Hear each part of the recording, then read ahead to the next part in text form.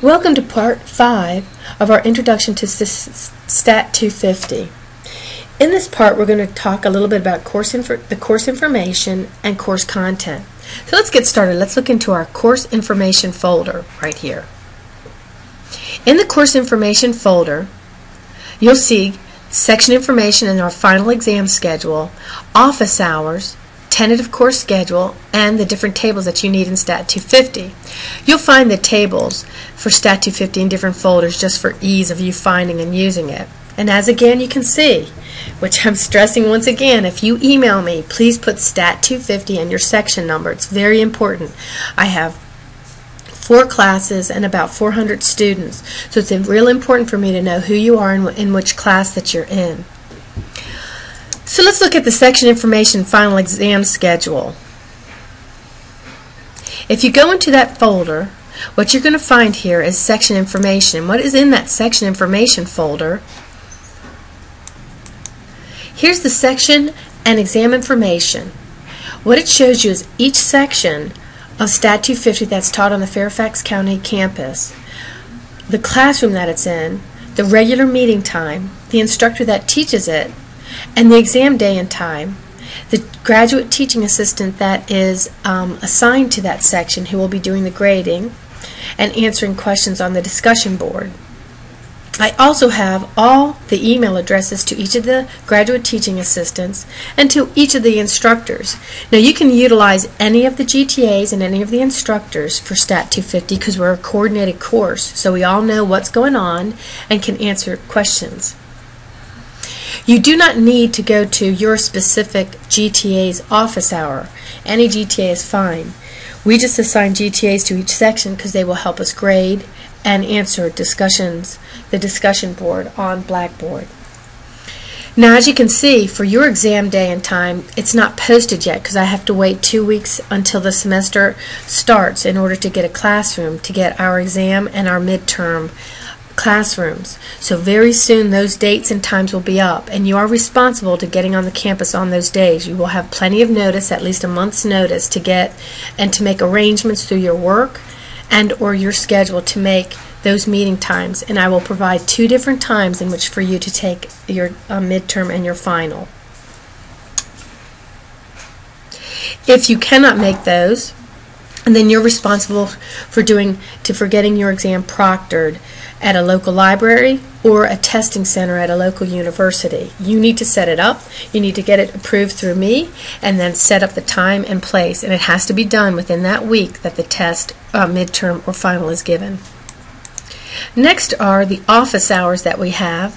You can go to any of these office hours. So Monday through Friday I give the times that Sp2013 GTAs are there to answer your questions. 9 a.m. to 1:30 p.m. on Mondays, 9 to 10:30 a.m. to 1:30 to 4:30 p.m. On Wednesdays, 12 to 1:30 p.m. to 4:30 to 6 p.m. 9 to 10:30 a.m. on Thursdays, and then again 1:30 to 4:30 p.m. on Thursdays, and then on Fridays from 9 a.m. to 1:30 p.m. That's a lot of different times. Plus there'll be online office hours and then the instructor's office hours. And these are your instructor's office hours. Next we go to the tentative schedule. And these are tentative dates. And this is just a way for you to keep up. As I put the folders on the Blackboard, like I said, you can always go ahead, but try not to fall behind. It's very easy. Once you get behind, it's very hard to catch up. As I said, online courses are actually a bit tougher because you have to have very good time management skills and be very, very fastidious about your time. So this is what the tentative course schedule looks like. It shows you what should be done and completed each week of the class. So in the first week of class, which began the 21st of January, of course we didn't go to school on the 21st because that was Martin Luther King Day. But in that week, you should have looked through the different folders that dealt with the stats portal, looking on the Blackboard, and any questions, which you all did a great job on the discussion board. And then you should have went through picturing distributions with graphs, going up to bar graphs. And then next the week of January the 28th, you should have looked at picturing distributions and graphs and going up to a time plot. Now this week coming up, you should be looking at the measures of spread. and that would be your measures of center and dispersion. So that's what should be happening this week, beginning the week of the 4th. Soon I'll have my audio videos for all of these. These should be up by the end of next week for all of Chapter 1. And hopefully I'll be going quickly to get all the PowerPoints up for each of the chapters and the videos. But please be patient. This is the first semester that we're using this book. So the first thing due is on the week of the 11th, Mini-Tab 1 will be due. And I'll give you the proper date for that as that gets closer.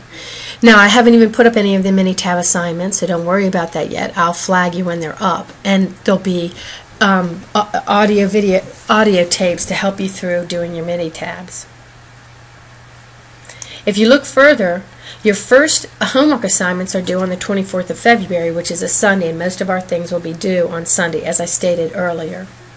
So this is your tentative schedule written down here on Blackboard. And remember, the calendar on Stats Portal will also reflect these due dates and times. In this folder, again, you'll have tables A and C, and then, of course, how the learning curve homework and quizzes work. We've already described it. It's here again. It's the same file, but again, just for your convenience to see it. Now it's time to go into the course content folder. In the course content folder, you're going to find the PowerPoints for this class and the audio PowerPoints. Again, I don't have the audios up yet. They'll be in a folder right next to the lecture PowerPoints for you to have, and they'll be coming very, very soon. But in this folder, you'll see again Table A and C, which you need for this class, the lecture PowerPoints, and right now the only PowerPoint we have is Chapter 1. And it's given in two formats, my PowerPoint, but in case you don't have that version or it doesn't download, I have it in a PDF form. You'll also see in this folder Mini-Tab examples that you're going to see in my audio tapes, where I actually open up a data set and show you how to do some of the techniques that I'm lecturing in the PowerPoints. Those Mini-Tab examples will also be in your Mini-Tab folder that you see on the left, and I'll talk about that when I get to Mini-Tab. The other folders and files that you see here are helps for you later on in the semester as we need them.